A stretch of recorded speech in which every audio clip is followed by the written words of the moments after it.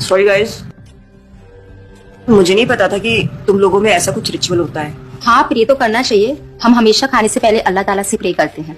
Yes, ritual नहीं spiritual. हम ही पहले भगवान को भोग ऑफर करते हैं और उसके बाद प्रे करके खाते हैं। लेकिन तुम्हारा भगवान यहाँ आके कैसे खा सकता है? जैसे वो तुम्हारी दुआ कानों से सुन सकता है, वो वैसे ही यहाँ पर आके खा भी सकता है। भगवान का फॉर्म पर्सनल है। अगर वो कानों से सुन सकते हैं तो मुंह से आके खा भी सकते हैं। उनके कान और मुंह दोनों है। शालिनी, तुम प्रे नहीं करती खाना खाने से पहले? नहीं, लेकिन मेरे चाचा ने एक बार कहा था कि हमको वो गॉड ऑफ फूड को और फार्मर्स को थैंक यू बोलना चाहिए।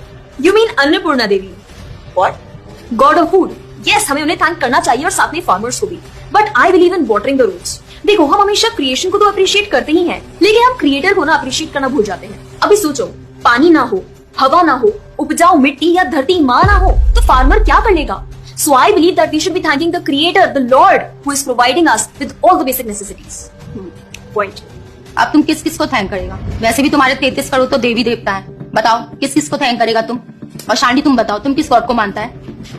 मैं ऐसे किसी गॉड को नहीं मानती, लेकिन I think Shiva is a big god. See, I am very sorry, but आपने अपने वो बड़े भगवान का स्टोरी तो सुना होगा ना, जहाँ वो अपनी मरी हुई वाइफ को शोल्डर पर लेकर पूरे इंडिया का चक्कर लगा रहा है। अब तुम मुझे बताओ, जो गॉड अपनी वाइफ के मरने पे ऐसे कॉमन मैन की तरह रोता है, वो गॉड हो सकता है क्या?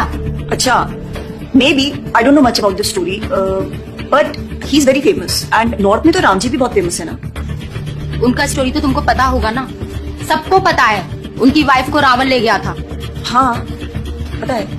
अब तुम मुझे बताओ, वो गॉड है? वो अपनी वाइफ को भी अकेला नहीं बचा के ला सकता। उसको अपनी वाइफ को बचाने के लिए भी वानर सेना की हेल्प चाहिए, और उस वानरों को भी तुम पूछता है। I am sorry. और गीता, तुम कृष्ण को मानती हो, और वो तो हर लड़की के साथ रासलीला करते रहते थे। ऐसा कैसा कैरेक्टर है गॉड का जिसे हर लड़की से प्यार हो जाता है? और वो खुद डर के अपना जन्मस्थान छोड़कर चले गए थे। गॉड को कभी डर लगता है क्या? और जिसे खुद डर लग रहा है, वो तुम लोग की हेल्प कैसे करेगा? शिट यार, this is so complicated and confusing. It is confusing because you are following the wrong path. It is very beautiful and sacred. I will show you the right path. Enough, Asifa. I know what you're trying to do. And Shalini, कुछ भी confusing नहीं है। You know what the problem is कि तुझे पता ही नहीं है, क्योंकि तूने आज तक शास्त्र ही नहीं पढ़े हैं। तो पता कैसे चलेगा कि क्या सही और क्या गलत? जन्म कर्म च मे दिव्यम एवं योवेति तत्वतः त्यक्त्वा देहम पुनर्जन्म नैति मामेति सो अर्जुन। भगवान की लीलाओं को समझना इतना आसान नहीं है। उसके लिए शास्त्रों का अध्ययन करना पड़ता है, और वो भी एक प्रामाणिक गुरु के अंडर रह के उनकी शरण लेके। अब अगर तुमने शास्त्र पढ़े होते तो तुमको ये पता होता कि शिव जी ने जो इमोशंस उसमें दिखाए थे वो शोक नहीं, विरह था। विरह विरह दोनों सेम नहीं होते क्या? Let's start from the basics. शोक इज मटेरियल एंड विरह इज स्पिरिचुअल। शोक ना दुख की अनुभूति कराता है, whereas जो विरह है उसमें जो सेपरेशन की फीलिंग होती है ना, वो सुख का अनुभव कराती है। भगवान भगवत गीता में ना शोक करने वाले व्यक्ति को मूर्ख बताते हैं। गतासुम अगतासुम च नानु शोचन्ति पंडिता, a wise man never laments for the living nor for the dead. Bhagavad Gita chapter 2 text 11। अपनों की मौत पे आंसू बहाना शोक है, लेकिन वही रामायण देखते देखते जो आंसू निकले ना, वो विरह है। विरह, और ऐसे विरह से हमारा भगवान के प्रति प्रेम बढ़ता है। तो जिस तरह से शिव जी ने विरह को दिखाया था, उसी तरह राम जी भी सीता मैया के जाने के बाद विरह में भटकते हुए ढूंढते हैं। और यही नहीं, सीता देवी इतनी प्योर है ना कि उन्हें राम जी के अलावा कोई टच भी नहीं कर सकता था। रावण जिनको लेके गया था वो छाया सीता देवी थी। असली सीता देवी तो अग्नि में समा गई थी, और वो अग्नि परीक्षा के वक्त बाहर आई थी। और ऐसी बात तू क्या बोल रही थी? भगवान राम को अपनी पत्नी को बचाने के लिए वानरों की मदद लेनी पड़ी थी। I mean, God is all powerful, right?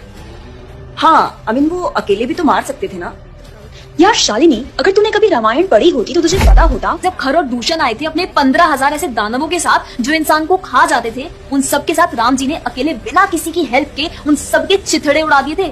अब ऐसे राम के लिए रावण को मारना मुश्किल है क्या? हाँ, लेकिन बाद में वानरों की हेल्प क्यों ली? उनको अपनी सेवा में लगाने के लिए, उनकी ग्लोरीज बढ़ाने के लिए। अरे उन्होंने तो एक छोटी सी गिलहरी तक को अपनी सेवा में लगा लिया था।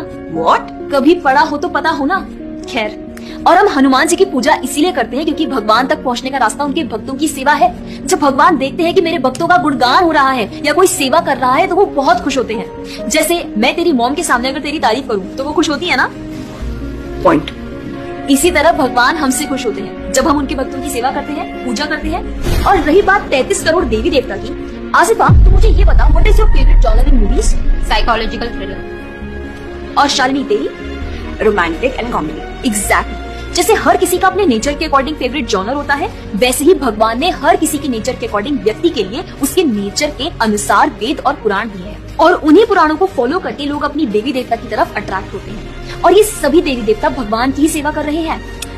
जैसे रोशनी के देवता सूर्यदेव, हवा के देवता वायुदेव, बारिश के देवता इंद्रदेव। जैसे एक सरकार चलाने के लिए इतनी सारी पोजीशंस होती हैं, वैसे ही इस पूरे ब्रह्मांड को चलाने के लिए अलग अलग देवी देवताओं की जरूरत पड़ती है।